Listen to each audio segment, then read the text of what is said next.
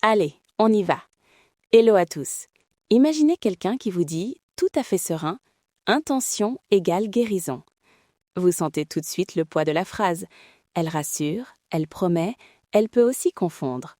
On en parle tout de suite. Pourquoi cette formulation est piège et comment la reformuler pour rester utile et éthique? J'aime bien cette ouverture. Intention, information, c'est plus précis, mais même ça nécessite de la nuance. Je vais expliquer simplement ce que la physique peut et ne peut pas soutenir quand on entend quantique collé à la guérison. Avant d'entrer dedans, petit rappel important. Ce podcast n'est pas un avis médical. Notre but est pédagogique. Moi, je parle en tant que praticien et Lise en tant que physicienne. On veut aider praticiens et receveurs à communiquer sans promettre l'impossible. Exact. On clarifie, on traduit, on propose des scripts sûrs. On ne dénigre pas l'expérience vécue. On donne des repères pour que l'expérience ne devienne pas une promesse non tenue. Point 1. 3 phrases pièges qu'on entend tout le temps. Superposition guérie. Le biochamp éprouvé et intention égale effet certain. Des formules courtes, percutantes, mais qui induisent en erreur, parce qu'elles confondent métaphore et preuve clinique. Pour chaque phrase, la superposition, en physique, décrit des états possibles coexistants, jusqu'à la mesure.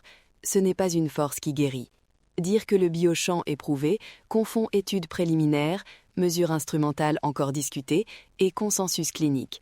Et intention égale effet certain oublie la distinction corrélation-causalité et la variabilité humaine. Conséquence pratique, attendre une promesse, ça peut pousser quelqu'un à renoncer à d'autres soins ou à se sentir coupable si rien ne change. Mon boulot sur le terrain, c'est d'éviter ces faux espoirs. Voici déjà un avant-goût de la solution. Reformuler pour préserver l'intention thérapeutique sans garantir un résultat. Point 2. Lecture épistémologique accessible. La science dit « Il y a des phénomènes surprenants, des corrélations et des mécanismes plausibles, mais l'absence de preuves solides n'est pas une preuve d'absence, et vice-versa.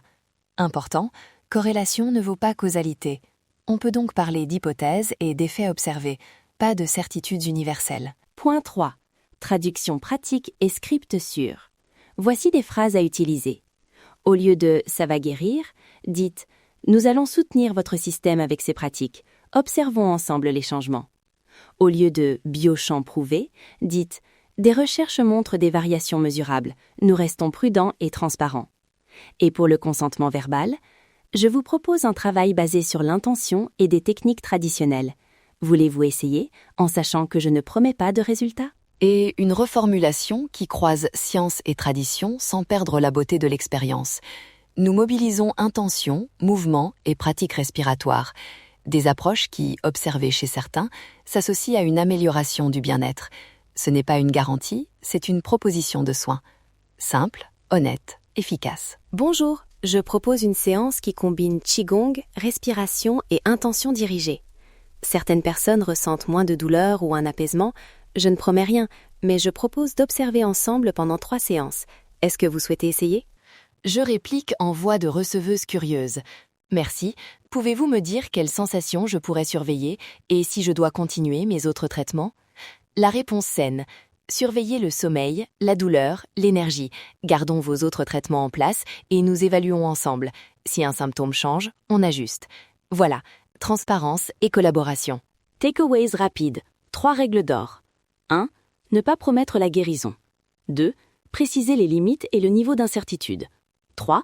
Inviter à l'observation partagée et au maintien des soins nécessaires. Ces règles protègent la dignité du receveur et la responsabilité du praticien. Si vous êtes praticien, utilisez nos scripts comme point de départ. Si vous êtes receveur, posez des questions concrètes. Quelles preuves avez-vous ? Que dois-je observer ? Quels signes m'indiquent d'arrêter ? C'est votre corps, votre droit à une information claire. Pour aller plus loin, on a préparé une fiche lexique et des scripts audio que vous pouvez télécharger si vous vous abonnez. Abonnez-vous pour recevoir la fiche lexique et des exemples à réutiliser en consultation. Abonnez-vous pour des exercices exclusifs. Intention, souvenez-vous. C'est une belle idée, utilisable avec prudence. Merci d'avoir écouté. Prenez soin de poser des questions et de rester curieux. Allez, faites-moi un petit sourire. On se retrouve la semaine prochaine. Restez curieux, ouvrez votre esprit et surtout, gardez le soin de la responsabilité dans le langage.